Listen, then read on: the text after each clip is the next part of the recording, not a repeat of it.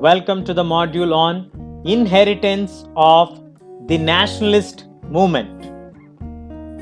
No constitution is simply a product of the assembly that produces it.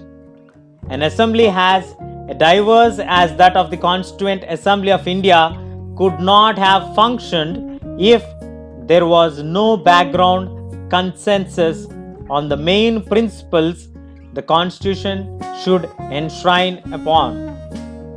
These principles were forged during the long struggles for freedom.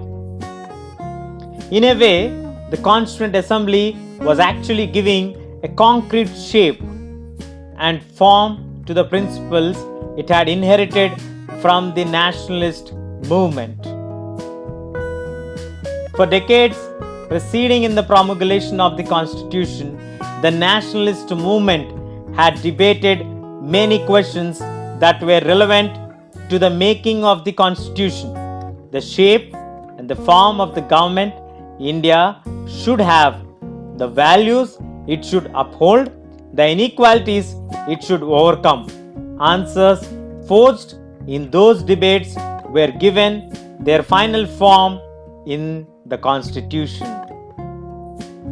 The best summary of the principles that the nationalist movement brought to the National Constituent Assembly is the objective resolution. The resolutions that defined the aims of the Assembly moved by Nehru in 1946. These resolutions encapsulated the aspirations and the values behind the Constitution.